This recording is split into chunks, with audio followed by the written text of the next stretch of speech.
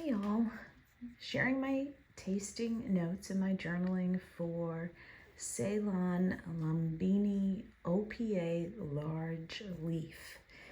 And I just love how black these leaves are. And as you can see, they are large leaf. They're slightly twisted.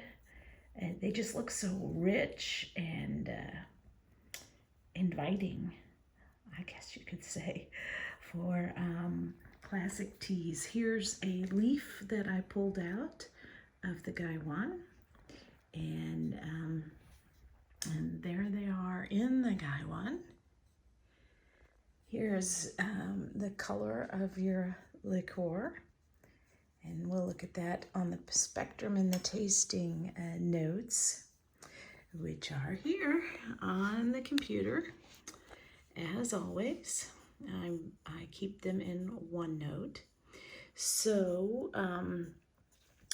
OP stands for Orange Pico, and A stands for a bolder long leaf with ranges from tightly wound to almost open. So this is a long leaf, and I think I can see that more here than I can here, unless I pull out some more.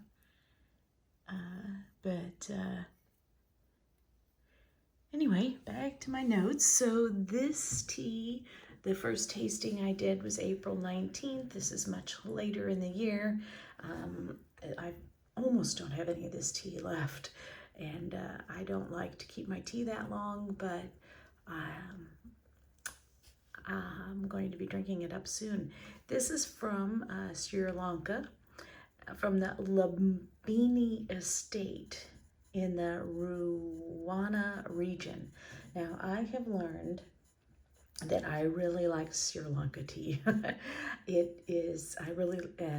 Teas from Sri Lanka are called Ceylon, which is what I think the country used to be called. I need to read up on Sri Lanka. But they're called Ceylon, and I really like them because some people I've read call them like a dumbed down tea. That's not quite the right word, but a lesser tea because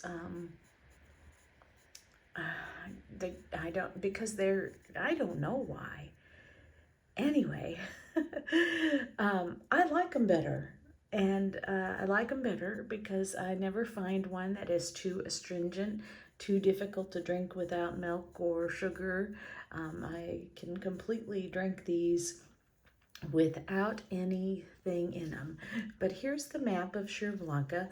And as I've shown you before, you can go to Google Maps and find where these tea estates are. So I found a Lumbini Tea Valley Ceylon on the map in the bottom of Sri Lanka.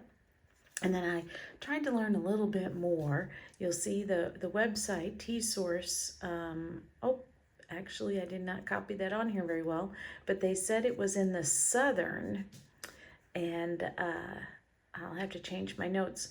And so I found the provinces of Sri Lanka, and here's southern, and it seems like they've gone through some changes over, the hundreds of years of districting, and I would need to read up on it. I don't know if this is current or not, but then I also found this has the principalities of Sri Lanka, and you see the Ruana there, which also fits with this where it shows it is. So both of those are fitting. Then I found this map on a website for tea, and it specifically says tea growing areas in Sri Lanka, and you see the Ruana and the southern there also very fits where I found it on the map.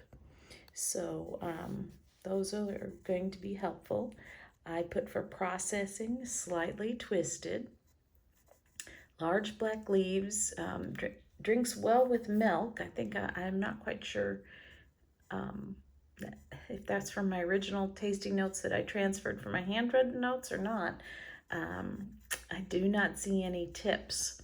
I saw online that some teas from this estate have tips, so it must be not the OPA variety. I did today even inadvertently steep it too long, so I added these notes, and it still tastes good. It's slightly more bitter, but that's what I like about this tea. We have the color as mahogany on the spectrum, which is right there. Now, when I'm smelling it, I get a spicy scent, and I can't pinpoint what that spice is. I I can't. I still can't. I'm trying to get it, and I still can't quite get what that spice is.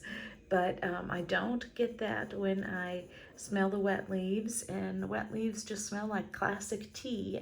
And I still struggle with what to call classic tea smell. And so I have decided to put it under the grain category because I've decided it's malty. I don't know if that's correct or not. Body is medium, astringency bright. The taste is a perfect everyday tea. Classic tea flavor, strong, sweet. How do you describe a tea that tastes like tea? So I really like this one. The finish I have lingering, yummy.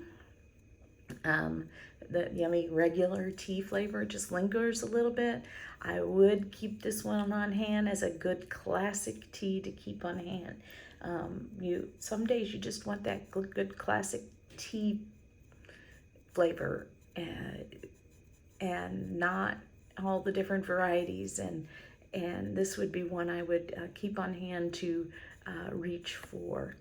And there's an image with, you can see that I took back in April with the color of the liqueur then, and the long leaf after it was infused.